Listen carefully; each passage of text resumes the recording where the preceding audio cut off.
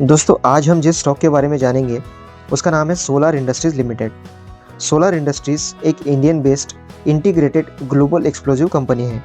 ये कंपनी हर तरह के इंडस्ट्रियल एक्सप्लोजिव्स और एक्सप्लोजन करवाने वाले डिवाइसेस बनाने का काम करती है। सोलर इंडस्ट्रीज इंडस्ट्रियल के साथ साथ डिफेंस सेक्टर को भी एक्सप्लोजिव्स सप्लाई करने का काम करती है, जिसमें इंडस्ट्रियल एक्सप्लोजिव को अगर हम देखें तो इसमें सुपर पावर 90 और सोलर जेल जैसे विस्फोटक शामिल है। और कंपनी के डिफेंस सेक्टर वाले प्रोडक्ट्स में HMX, RDX और TNT जैसे विस्फोटक्स शामिल हैं। दोस्तों ICICI सिक्योरिटीज़ जो कि एक बड़ा ब्रोकरेज हाउस है, इनकी तरफ से सोलर इंडस्ट्रीज़ पर 13,720 के प्राइस टारगेट दिए गए हैं, जो कि करंट मार्केट प्राइस से 55% ऊपर के हैं। तो ICICI की इस रिपोर्ट में ऐसी क्या खास बातें हैं, इन्हें हम अब समझने की कोशिश करेंगे। सबसे पहले फाइनेंशियल समरी हम देखेंगे। ICICI की इस रिपोर्ट के हिसाब से इस कंपनी की नेट रेवेन्यू यानी संपत्ति है वो फाइनेंशियल ईयर 2024 में 60,700 मिलियन यानी लगभग 6,000 करोड़ की थी। फाइनेंशियल ईयर 2025 के एंड तक यानी इस साल मार्च तक 7,300 करोड़ रहने का अनुमान है और फाइनेंशियल ईयर 2026 तक 9,300 करोड़ और फाइनेंशियल ईयर 2027 तक 11,000 करोड़ लगभग यहाँ से डबल होती हुई हमें दिखाई देगी। ठीक इसी तरह से कंपनी का नेट प्रॉफिट भी, जो कि फाइनेंशियल ईयर 2024 में 8,356 मिलियन यानी 835 करोड़ का था, वो भी फाइनेंशियल ईयर 2027 तक 2,000 करोड़ यानी यहाँ से डबल होता हुआ दिखाई देगा। तीसरा इंपॉर्टेंट पॉइंट है PE रेशो यानी प्राइस टू अर्निंग रेशो, यानी इस कंपनी की जो भी कमाई है उसकी तुलना में कंपनी का शेयर कितना महंगा या सस्ता है।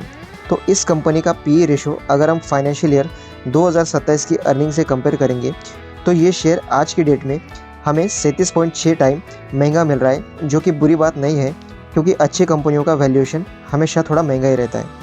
बाकी के इंपॉर्टेंट पॉइंट्स अगर हम देखें तो रिसेंटली इन्होंने महाराष्ट्र गवर्नमेंट के साथ नागपुर में एक डिफेंस और एरोस्पेस प्रोजेक्ट शुरू करने के लिए एक MOU साइन किया था, जिसकी वैल्यूएशन 12,700 करोड़ की है और जिससे हर साल 25,000 करोड़ तक की रेवेन्यू जनरेट करने का पोटेंशियल है। इसी के साथ DRDO से मिलने वाले ट्रांसफर ऑफ टेक्नोलॉजीज़ और अपनी इन हाउस R&D के ज़बरदस्त ट्रैक रिकॉर्ड के दम पर यह कंपनी बेहतरीन प्रोडक्ट्स डेवलप करती हुई हमें दिखाई देगी।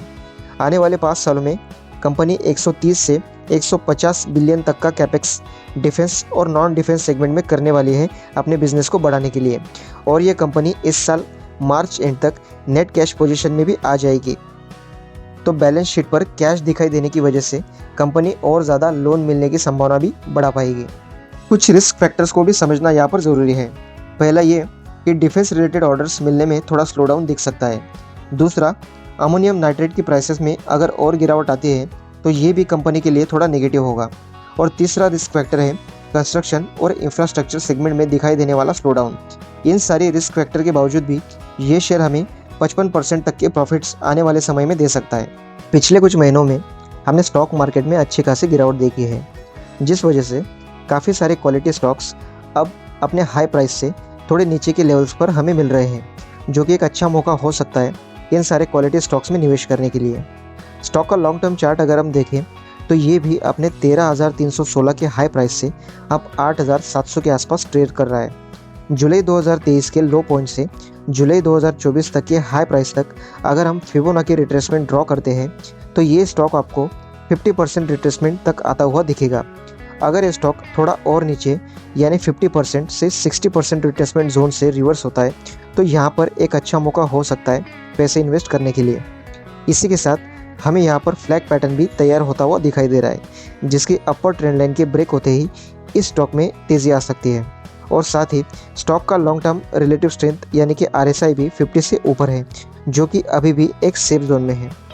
वीकली टाइम फ्रेम पर 7,940 के लेवल्स सपोर्ट का काम करेंगे, क्योंकि स्टॉक ने इससे पहले भी 2 बार इसी लेवल पर रेजिस्टेंस फेस किया था। स्टॉक फिलहाल एक डाउन ट्रेंड चैनल में दिखाई दे रहा है, जिससे ऊपर निकलते ही ये 13,720 से 15,000 तक के प्राइस लेवल दिखा सकता है। दोस्तों, किसी भी तरह की इन्वेस्टमेंट करने से पहले अपने फाइनेंशियल एडवाइज़र की एडवाइस आप ज़रूर लें।